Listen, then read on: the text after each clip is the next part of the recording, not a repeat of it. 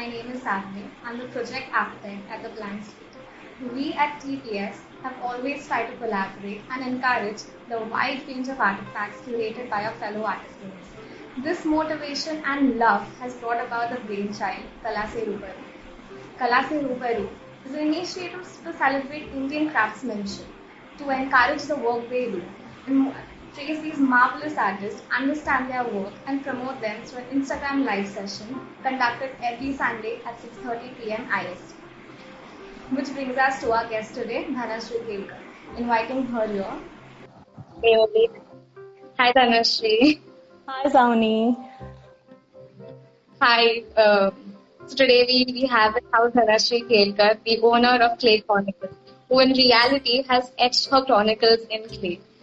With an immense exploration in terracotta and ceramics, she currently holds a variety in wall platters, murals, home decor, and tableware. So art clay is an art which since being a toddler everyone has enjoyed and everyone really loves. But then how many actually convert this love and passion into a profession in ceramics? Being able to convert your hobby into a occupation is a dream for one and all. Which brings me to my first question. Did you do a career in ceramics or was it an overtime realization?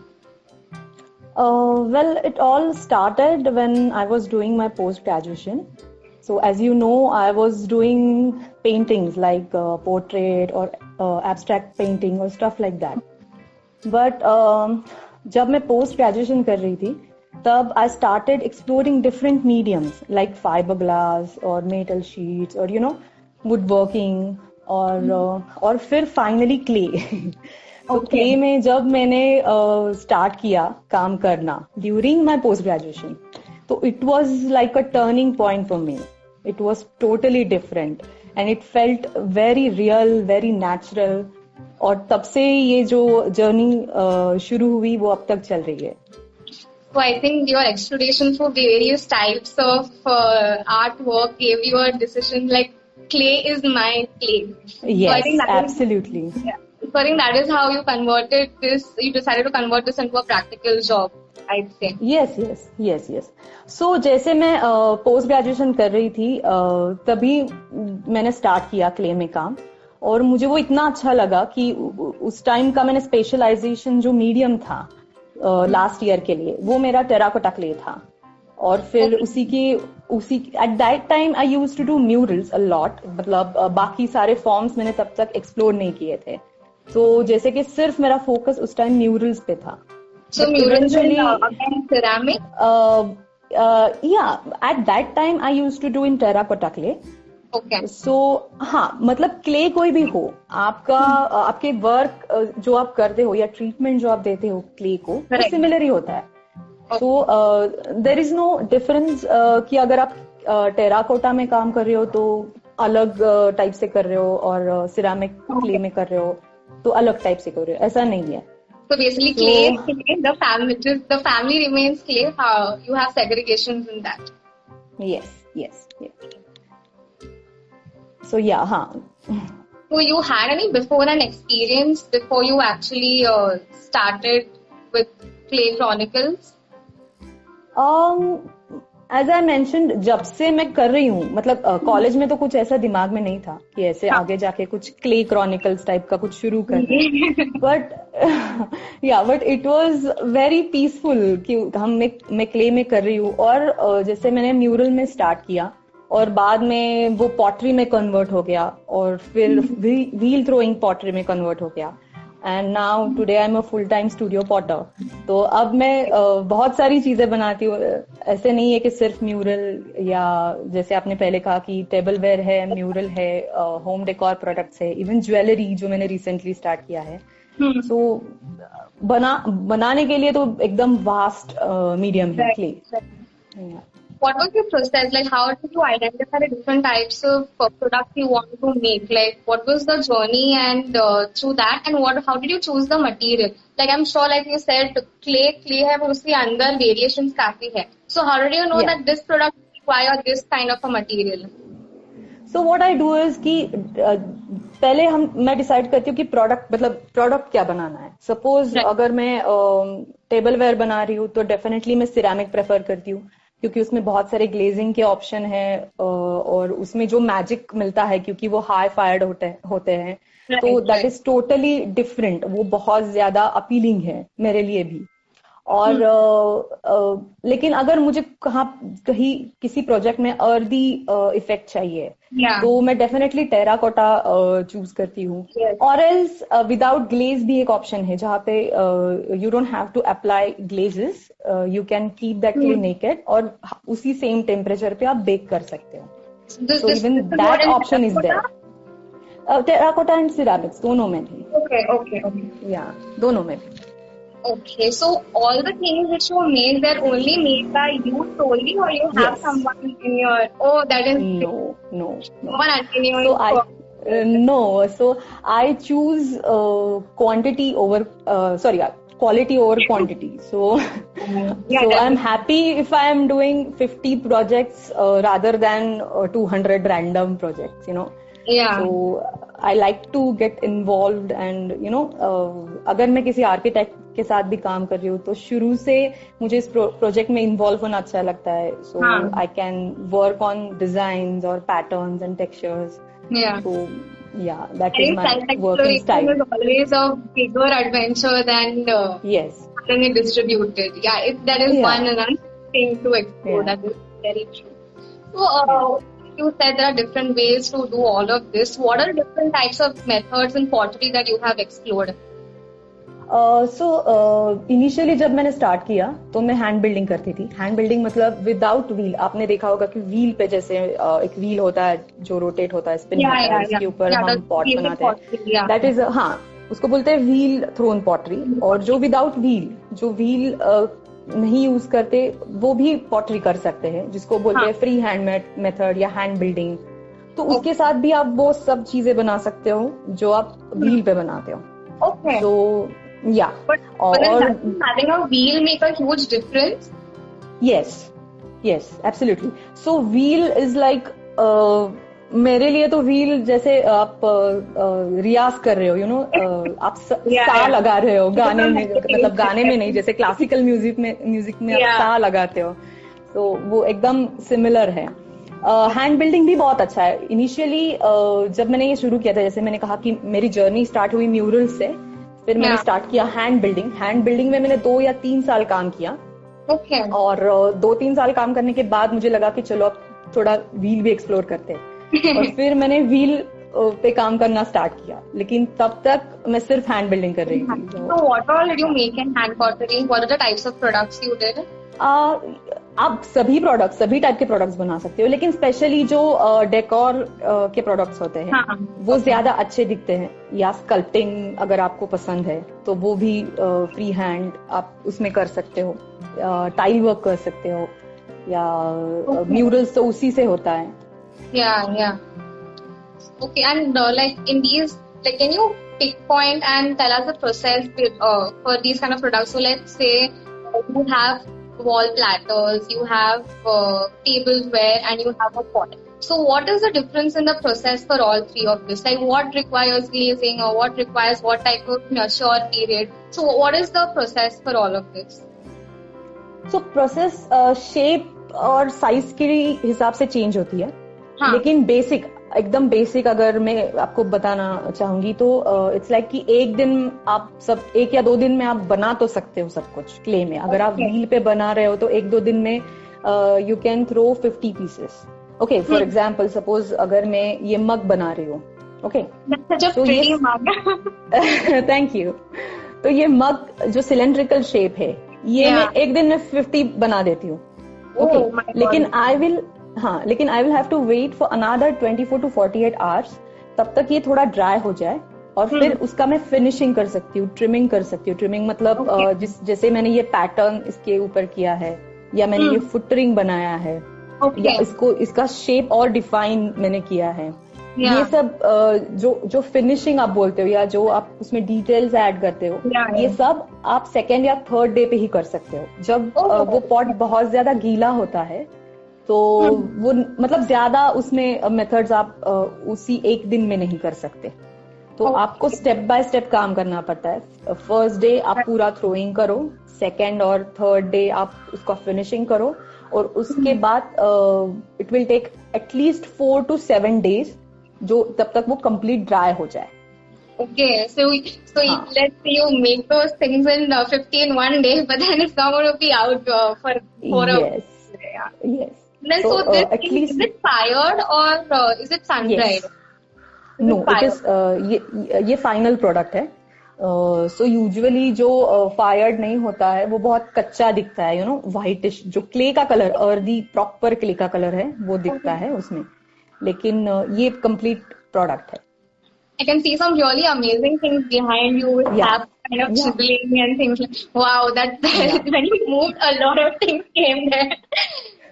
So the one with your chisel, so what about those? What are the process? What is the process for that?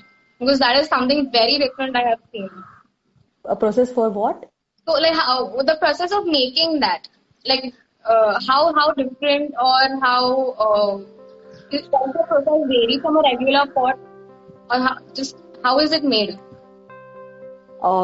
You mean मतलब display pottery या the जो ऊपर के rack पे है जिसपे chisel है. या द प्रोसेस जो भी है, प्रोसेस तो सिमिलर है, बट ऑब्वियसली आप डिजाइन पे अगर ज्यादा फोकस कर रहे हो तो यूजुअली मेरा पैटर्न ऐसा रहता है कि मैं स्केचिंग करती हूँ, तो मेरे स्केचेस पे बहुत ज्यादा जो भी थॉट्स होते हैं वो क्लियर होते हैं. वहां पे साइजेस और बहुत सारी चीजें ऑन पेपर जितनी क्लियर हो सकती है, मतलब टेक्निक वाइज. अगर आपको टेक्निक वाइज कोई भी चीज हो, फिर वो वॉल प्लैटर्स हो या डिनर वेयर हो या कोई भी होम डेकोर प्रोडक्ट हो, मेरी आदत ऐसी है कि मैं पहले पेपर पे उसको पूरा क्लियर करती हूँ कि क्या शेप होगा, क्या साइज होगा.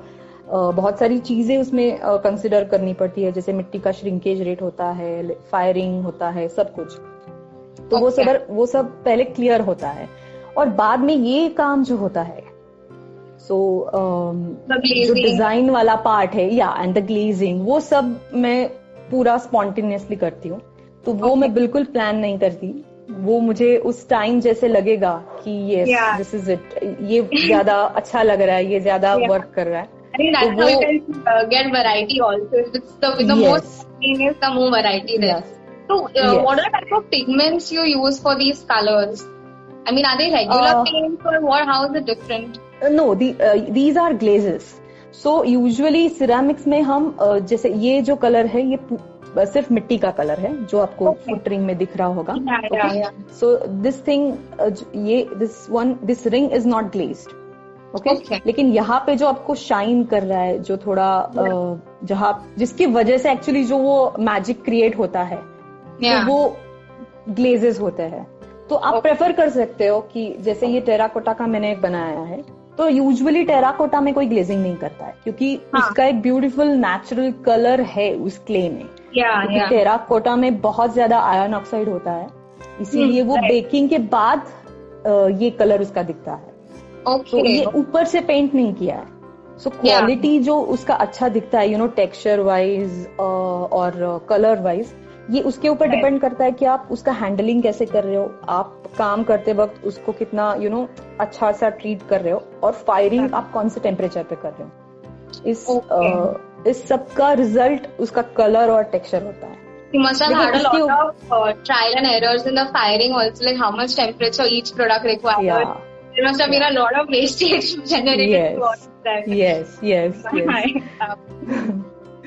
So वो तो करना ही पड़ता है, मतलब it's like unending. मतलब मैं अभी भी वो कर रही हूँ क्योंकि जब एक डाउट आपका क्लियर होता है और 4 आपको नजर आते हैं, तो वो बाकी लोगों को नहीं दिखते, लेकिन जैसे आप रेगुलर क्ले में काम करते हो तो आपको वो डेफिनेटली दिखते हैं.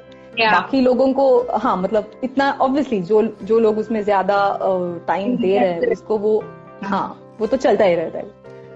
So like any architect or interior designer, you make your drawing first and then you make the implementation. So I think that goes for a lot of artists, come in the same family after all. Yeah. So do you have any preference and combination in materials and in ceramics? मैं खुद थोड़ा subtle type का effect पसंद करती हूँ. सो I don't like एकदम से harsh contrast मैं ज्यादा नहीं यूज करती. और मैं मतलब फाइन आर्टिस्ट हूँ, तो मुझे एक और आदत है कि मैं हर एक पॉट पे कुछ ना कुछ ड्रॉ करती हूँ या कुछ ना कुछ उसके ऊपर टेक्सचर होता है. सो अगर आपने बहुत सारे सिरामिक वेयर देखे भी होंगे तो वो बहुत ज्यादा प्लेन रहते हैं. Okay, I mean they are equally beautiful, मतलब वो भी अच्छे ही रहते हैं, या ओन स्टाइल एंड लेकिन मेरा अंदर वो एक कीड़ा है कि मैं कुछ ना कुछ उसके ऊपर ड्रॉ करती हूँ या टेक्सचर्स कुछ ना कुछ करती हूँ या कुछ तो चलता है. तो आप किसी भी मेरे अगर पेज पे देखोगे या मेरे एग्जीबिशन में आके देखोगे, मेरे पास प्लेन पॉटरी बहुत कम रहती है. So I think that is my speciality. और या सो वो मैं हमेशा मेरे दिमाग में होता ही है, मैं ज्यादा उसको प्लेन नहीं रख सकती. Something real, kind of a twist I'd say in pottery, because how the things you have literally for the first time I've seen them. So that is really attractive. Thank you. और usually material तो same ही रहता है. सो ceramic clay, अगर मैं जो clay use कर रही हूँ वो और 10 पॉटर्स भी यूज कर सकते हैं. ग्लेज जो कर रही हूँ वो और लोग भी यूज कर सकते हैं. So it's not only about that. तो आप कौन सा मटेरियल यूज कर रहे हो, आप वो कैसे हैंडल कर रहे हो, उसके ऊपर आप क्या ट्रीटमेंट दे रहे हो, और आप उसको कुछ कैरेक्टर देने के लिए ट्राई कर रहे हो या नहीं कर रहे हो. और of course firing and all those things matters a lot. Okay. But if you have to name the steps or like the process in like 4 or 5 steps, like the key thing, so what is the process like? So first day is like making, then trimming मतलब जो मैंने आपको बोला कि इसको finishing करना पड़ता है. फिर ड्राइंग के बाद होता है बिस्क फायरिंग मतलब एक हाफ टेम्परेचर पे या 900 या 1000 डिग्री सेल्सियस पे आप बेक करते हो. उसके बाद होता है ग्लेजिंग होता है बीच में, और फिर ग्लेज फायरिंग. सो ये 6 या 7 जो स्टेप्स होते हैं वो हर एक का स्टाइल होता है एक्चुअली. कि ऐसा नहीं है कि कुछ लोग डायरेक्टली कच्चे पॉट पे भी ग्लेज अप्लाई करते हैं और डायरेक्टली ग्लेज फायर करते हैं, लेकिन बहुत सारे लोग वो स्टेप इंक्लूड करते हैं तो बिस्क फायर करते हैं. What difference does it make in the glaze firing directly and having a step in between? So basically जैसे आप ग्लेज आपको अगर अप्लाई करना है तो आपको पॉट उतना स्टिफ बनाना है कि वो अच्छे तरह से ग्लेज को खींच ले. तो उसके लिए आपको क्या करना पड़ता है कि वो पॉट आपको अप्रोक्सीमेट हाफ तक के रेंज पर आपको फायर करना पड़ता है, और उसको बाहर निकाल के आपको ग्लेज में डिप करना पड़ता है या ग्लेज स्प्रे करना पड़ता है ताकि वो ग्लेज को अच्छी तरह से पकड़ ले. और फिर आप उसको फायर करते हो उसके मैच्योरिंग टेम्परेचर पे, जहाँ पे वो क्ले और ग्लेज मैच्योर होता है. Oh, so that is a lot of tips and it's a great process. So what all the products which you have made so far, when a client comes to you, so do you also try to customize for them? Do you collaborate, or is it that you stick to your catalog, like so and so products I have made, you have to select from it? How do you go about it? नहीं, I have been working with architects. बहुत सारे architects और interior designers के साथ मैं अभी काम कर रही हूँ, तो उनके साथ कस्टमाइजेशन ही ज्यादा होता है. लेकिन अगर मैं एग्जीबिशंस कर रही हूँ तो ऑब्वियसली अगर कोई वहां पे आ रहा है तो जो रेडी है उसमें से लेके जाता है. Exhibition. So I'm okay with. Sorry. I was saying, let's say at an exhibition, someone comes to you and they ask you to customize and then provide you with something else. So do you do that for customization?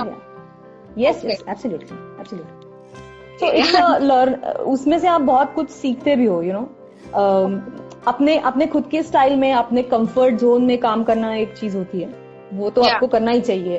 उसकी मतलब उसी से आपके thoughts clear होते हैं. आपको जो आपके मन में चल रहा है, आपको जो पूरा आपके पॉटरी में या आपके आर्ट में बाहर निकालना है वो आप निकाल सकते हो. लेकिन कस्टमाइजेशन में आप बहुत कुछ सीखते हो. मतलब आप पूरा एक तो अपने कंफर्ट जोन के बाहर आते हो और फिर भी आप ट्राई करते हो कि आपका स्टाइल उसमें रहे. फिर वो बैलेंस करना. Your comfort zone and your client's comfort zone. It's like a blending. Yes, पर इसका मतलब ये नहीं है, बट इसका मतलब ये भी नहीं है कि एकदम से कुछ भी आप ब्लैंक कोई मांग रहा है तो मैं उनको थोड़ा बहुत कम्युनिकेट करके कन्विंस करने के लिए ट्राई करती हूँ कि लेट्स डू दिस, इसमें ज्यादा मतलब कुछ डिफरेंट करते हैं, कुछ नया करते हैं. You have to sell your product. And what are the products you are the most advisable for your interior decor? Like you say, you have worked a lot with architects and interiors. So which is the product which really attracts to them the most? Wall platters या murals, then vases. I think products तो बहुत है, लेकिन most of the time ये बहुत लोगों को appeal करते हैं, लाइक तो वॉल पे कुछ तो चाहिए होता है, तो वहां पे प्लैटर्स या म्यूरल या टाइल्स और वाजेस होते हैं, लैम्प्स होते हैं, तो ये टाइप के product. Terracotta. They look very beautiful in terracotta. So this one is really small. ये तो एकदम टी लाइट की तरह है. And so generally when people say terracotta, they always like you go across and tell people that I need terracotta products, I do studio pottery. The first image anyone has is that terracotta is a very earthy look. It goes along the styles of boho. So when someone does not want that, how do you customize or how do you modify the look to not give out the earthy vibe? Okay, तो मैं तो पहले तो उनको बोलती हूँ कि accept करो कि जैसे वो दिख रहा है, because it looks really beautiful. कि जब वो एक चीज ऐसे दिखना, हाथ में दिखना, और एक साइड पे जहाँ पे वो दिखना, मतलब आपको रखना है वहां पे रखे हुए दिखना, इसमें बहुत ज्यादा फर्क है. तो जब आप एग्जैक्टली साइड पे वो इंस्टॉल करते हो, वो बहुत डिफरेंट दिखता है. और मतलब ये कहने पर जो मुझ पे ट्रस्ट करते हैं वो प्रोजेक्ट ज्यादा अच्छे होते हैं. लेकिन ऑब्वियसली मॉडिफिकेशन चाहिए, तो मैं थोड़ा बहुत स्लिप डेकोर उसके ऊपर कर सकती हूँ. जैसे कि अलग कलर के क्ले के ही कलर होते हैं, मतलब जो बेकिंग के बाद नहीं देते हम लोग, बेकिंग के पहले देते हैं, ताकि वो बाद में एक बॉडी बन जाता है क्ले का. तो वो कलर्स अप्लाई करके मैं उसमें 2-3 और टोन्स डाल सकती हूँ, तो वो थोड़ा सा लुक चेंज हो जाता है. और एक जो चीज है कि बैकग्राउंड हम थोड़ा अलग ले सकते हैं, मतलब एकदम प्लेन व्हाइट बैकग्राउंड लेने से बेटर है कि वहां पे हम कुछ टोन्स अलग ट्राई करें, तो वो अलग दिखता है. पर इससे ज्यादा आप अगर वो लुक बदलने के लिए स्ट्रेच करोगे, तो आई पर्सनली डोंट प्रेफर कि उसके ऊपर आप एक्रेलिक से, मतलब किसी आर्टिफिशियल कलर से पेंट करो, या बहुत सारे लोग पॉट खरीद के उसके ऊपर एक्रेलिक या ऑयल कलर से पेंट करते हैं, तो उसका वो अर्दीनेस पूरा चला जाता है. तो अगर आपको पेंट करना है या आपको कलरफुल ऑप्शंस चाहिए तो सिरेमिक है. तो जिनको कलरफुल चाहिए तो उसके लिए सिरेमिक ऑप्शन है ही, जिसमें हम मैट, ग्लॉसी किसी भी कलर में कर सकते हैं. लेकिन अगर आपको अर्दी लुक पसंद है और उसके लिए आप स्पेशली कुछ बनाना चाहते हो ना, तो आपको जैसा टेराकोटा दिखता है वैसा एक्सेप्ट करना पड़ता है. ऑब्वियसली उसमें हम फॉर्म अलग अलग ट्राई कर सकते हैं, उसमें से उसका कैरेक्टर हम चेंज कर सकते हैं. मतलब आप उसमें मॉडर्न फॉर्म भी कर सकते हो, अलग अलग टाइप के, या अलग अलग टेराकोटा क्ले यूज कर सकते हो, जिसमें से कि शेड में आपको वेरिएशन मिल सकता है.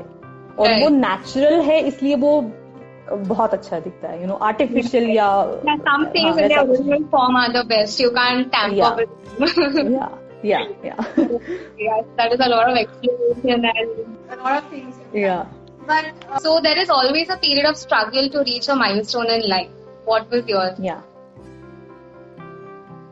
एक्चुअली स्ट्रगल तो चलता ही रहता है, मतलब हर एक स्टेज पे आपको स्ट्रगल रहता ही है. सो इट्स नॉट लाइक कि, लेकिन आप उसको अगर स्ट्रगल की तरह देखोगे ना, तो आप कुछ भी अचीव नहीं कर पाओगे लाइफ में. So you have to look at it as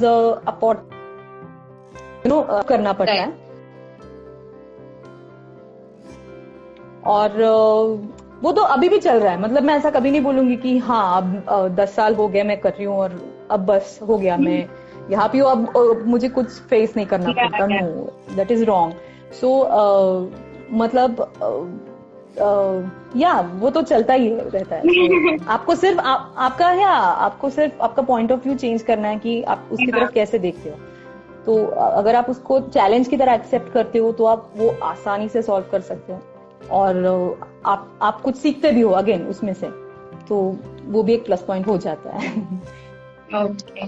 But through all this years which you have explored in pottery and terracotta, was there a time where you thought that this achieving this goal looked very difficult? Like, did you reach a break point at any phase in all these years?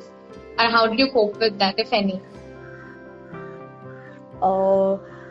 Initially होता था ऐसे, क्योंकि initially ज्यादा पैसे नहीं होते थे, कहाँ से लाए, सब मटेरियल तो चाहिए, और यहाँ पे तो बहुत सारी चीजें चाहिए, यू नो, जगह चाहिए, फिर रॉ मटेरियल चाहिए, फिर फायरिंग चाहिए. लेकिन इतना तो पक्का था कि करना है बस. सो मैं उस टाइप की बंदी हूँ कि I don't give up easily किसी भी चीज पे. सो जब मुझे वो करना था तो तो मैंने सिर्फ मिट्टी में, मतलब मैं सिर्फ क्ले खरीदती थी इनिशियल लेवल पे. सो जैसे मुझे बहुत सारे, मतलब मैं खुद मेरे डैड को या मेरे हस्बैंड को बोलती थी, अरे मातीत पैसे घातले मी असू दे, होईल कधीतरी. बट सो ऐसे हम मजाक भी करते थे बहुत ज्यादा. लेकिन तब एक्चुअली मुझे सिर्फ इतना ही करना था कि मैं सीखना चाहती हूँ, मैं करना चाहती हूँ, और मैं करूंगी, फॉर्म्स एक्सप्लोर करूंगी, नया नया कुछ बनाती जाऊंगी, और बाकी की चीजें यू नो अपने आप होती गई. फिर आपको कहीं से रेफरेंस मिलता है, फिर वहां जाके आप बेकिंग करते हो, फिर आपको पूरा रिजल्ट देखने को मिलता है. सो जब आप आप गिव अप नहीं करते हो, आप करते रहते हो, तो आपको अपने आप कुछ चैनल्स ओपन होते हैं और आपको ऑप्शंस मिल जाते हैं. Where there's a will, there is a way. Yeah, absolutely. Okay, so somewhere we have to be really confident on all these moral values we have learned in our childhood. Absolutely. You mentioned about holding a lot of exhibitions. So where all have they been? Like, do you have sorry? Do you have any particular place where you hold your exhibitions? Or like where Yes. So mostly मेरे exhibitions Mumbai में ही रहते हैं. So there is one gallery in Kala Ghoda area, Artisans. वहाँ पे मेरे तो वहाँ पे मेरे sorry. It's inside the museum. No. वो कालाघोड़ा के रोड पे ही है. I think वो जहांगीर के पास में ही है, वहीं पे. Okay. So वहाँ पे मेरे यूजुअली एग्जीबिशंस रहते हैं. और जो पॉटर्स मार्केट होते हैं जो मुंबई में होते हैं, बहुत सारी जगह होते हैं, लेकिन मैं अब तक मुंबई के पॉटर्स मार्केट में पार्टिसिपेट करती हूँ. और पूना में भी मैंने 2 एग्जीबिशंस अब तक किए हैं. So mainly Mumbai and Pune, ये 2 सिटीज में मैं ज्यादातर एग्जीबिशन करती हूँ.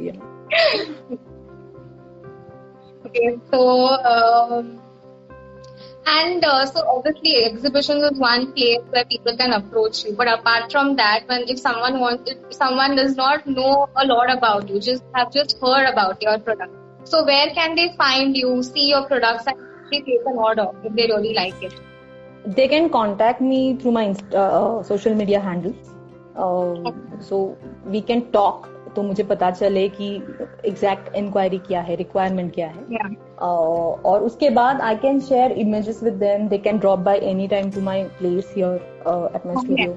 और वो मतलब मैं प्रेफर करती हूँ कि अगर पॉसिबल है तो यहाँ पे आके खुद प्रोडक्ट्स देख के हम प्रोसीड कर सकते हैं. सो वो मैं प्रेफर करती हूँ यूजुअली. अगर उतना पॉसिबल नहीं है तो मतलब सोशल मीडिया पे कांटेक्ट करके मैं इमेजेस या वीडियोस या ये सब शेयर कर सकती हूँ. So Instagram and Facebook would be your platforms for contacting people. Yeah. Yes. So I think we have heard a lot about your journey, the process, the exploration. I mean, it's been really great. So we have a small rapid fire prepared, which we tried to cover a few points, informative points also, and a little fun. So come down to our rapid fire. The first question: your biggest support? My husband. Oh, that's really sweet. That's really great. And your mentor? My mentor is Akar Pot Art. ये एक pottery का studio ही है जो है Mumbai Goa highway पे। Okay. आप हाँ, it's a beautiful place. और जब मैं कॉलेज में थी तब मैं वहां पे गई थी और वहां पे जाके बहुत सारा इंस्पिरेशन लेके मैंने ये सब स्टार्ट किया। That was your breaking point.